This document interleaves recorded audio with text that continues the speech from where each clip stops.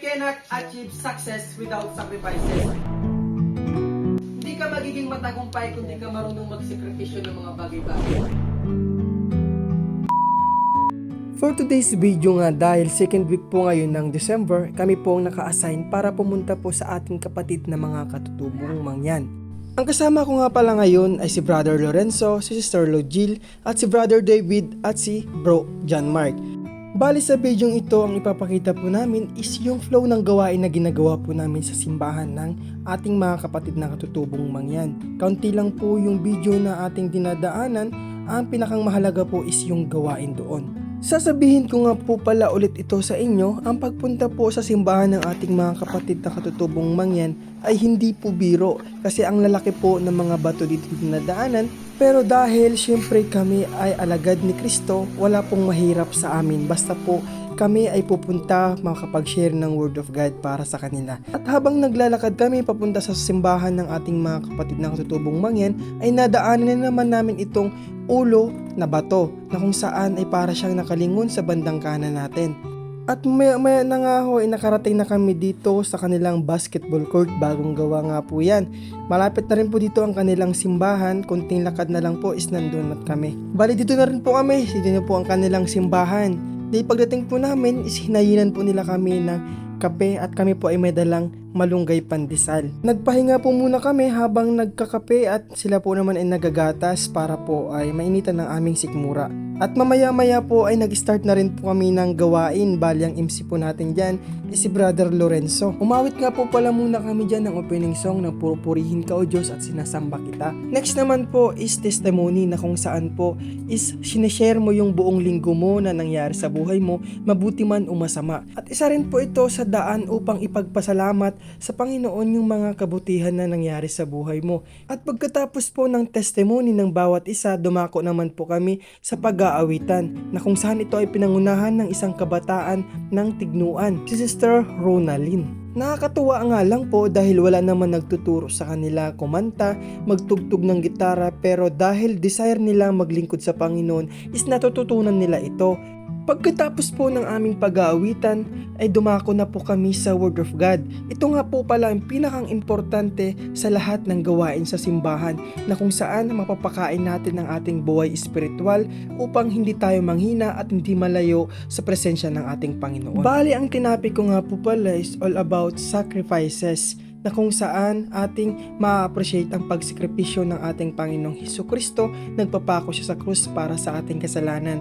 Kaya pakinggan niyo po ang mensaheng ito para po to sa ating lahat. At gusto ko lang din pong i-remind sa inyo, hindi po ako pastor, kaya kung may masabi man po ako na mali, i-correct nyo na lang po ako. Salamat po, makinig po tayong lahat. Ang pag-uusapan natin ngayon ay patungkol sa sakripisyo dahil magpapasko. Bakit nga baga may Pasko? Dahil sabi, December daw ang pinanganak si Jesucristo, pero wala sinabi sa Bible yon. Kaya daw December dahil sabi sa Bible, malamig. Malamig pinanganak si Jesucristo sa sabsaban. Kaya ngayon, bakit pinanganak si Jesucristo? Para tayo iligtas sa ating mga kasalanan. Ngayon, pag-uusapan natin kung ano-ano yung mga sakripisyo na dapat gawin natin para maging pasok tayo sa kaharian ng Panginoon. Amen? Sabi sa aking title, we cannot achieve success without sacrifices. Hindi ka magiging matagumpay kung di ka marunong magsakripisyo ng mga bagay-bagay. Amen? Kasi maraming tao ngayon, puro tagumpay lang yung nasa isip. Ano yung mindset ng mga tao ngayon? Sabi sa Hebreo 9:27 verse 28, ito ay patungkol po sa kapanganakan ni Jesucristo, tapos sa kamatayan ng mga tao. Tinakda sa mga tao na sila ay minsang mamatay, pagkatapos ang paghukom. Gayon din naman si Kristo minsang inihandog upang pawiin ang mga kasalanan ng mga tao. Siya ay muling darating hindi upang muling ihandog dahil sa kasalanan, kundi upang iligtas ang mga naghihintay sa Kanya. Hindi na po sa ating mga kasalanan, naanad na tayo. Kung nakaraan na buhay siya para iligtas tayo sa kasalanan nating mga ginawa, hindi po siya babalik dito para iligtas ulit tayo sa mga kasalanan natin. Babalik po siya dito para kung sino man yung nadatnan niyang naghihintay sa kanyang pagparito, yun yung kanyang ililigtas at dadalhin sa kaharian ng Panginoon. Sino po ba ang naghihintay sa pagbalik ni Jesucristo? Amen. Mahina, amen? Amen. Meron po ako inihanda ditong 5 uri ng sakripisyo. Ang una ay offering yourself. Ano yung offering yourself? Yung ihandog ng sarili mo sa Panginoon. Sino po dito yung nahandog ng sarili sa Panginoon? Yung nasabi na sa puso, Lord, sa'yo na po ako. Sino po dito? Baka naman sa kanya lang ako. Baka naman kay mahal lang ako. Hindi po. Yung inihandog po ang kanyang sarili sa Panginoon. Yung willing siya magpagamit, yung lahat ng pagsubok ay tanggap niya. Hindi siya magreklamo katulad ni Job na hindi siya nagsuko sa lahat ng pagsubok na binigyan niya sa kanya. Amen? Sabi sa Roma 12 verse 1, kaya nga mga kapatid, alang-ala sa masaganang habag ng Diyos sa atin, ako'y nakikiusap na ialay ninyo ang inyong sarili bilang isang handog na buhay. Banal at kalugod-lugod sa Diyos, ito ang karapat-dapat na pagsamba niyo sa Diyos. Ibig sabihin, yung pagbibigay mo dito sa offering natin, pagbibigay mo sa Thanksgiving, hindi pa sapat kung yung sarili mo ay hindi mo pa naibigay sa Panginoon. Yan. Lagi po natin tandaan na kapag nagbibigay tayo sa Panginoon, dapat pati sarili natin is binibigay natin sa Kanya.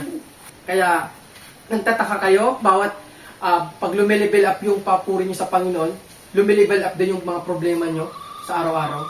Sino po nakakaranas dito nun? Yung nakaraan, yung problema ko, simple lang. Pero yung habang nakikilala ang Panginoon, doon nakikita natin yung pagtaas sa mga challenges. Di ba? May mga ganun talaga, kailangan natin maranasan yung ganun kasi kung totoo tayong nanampalataya sa Panginoon, kailangan muna natin i-test. Parang ginto, kung totoong ginto ka, kailangan ka isuri. Daan sa apoy. Kung totoong ginto ka, dapat pagdaan mo sa apoy, ginto ka pa din. Di ba? Hindi pwedeng papasok ka lang basta sa karyan ng Panginoon kahit na hindi ka nasuri. Wala pong ganun.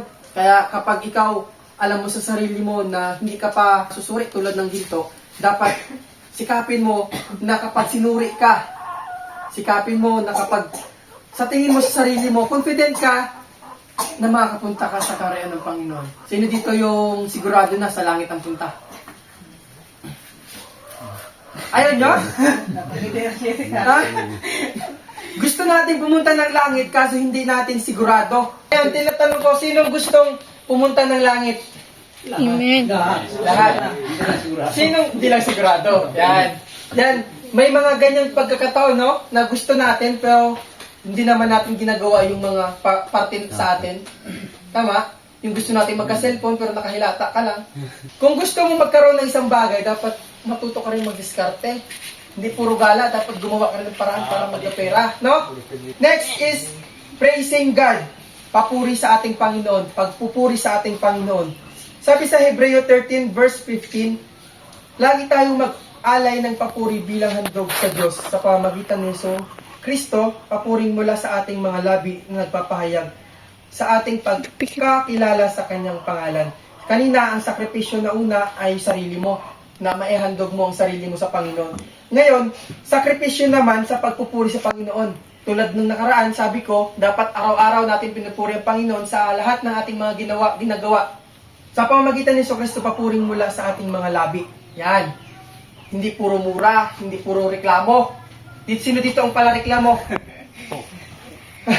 Yon, nice. Napaka-honest.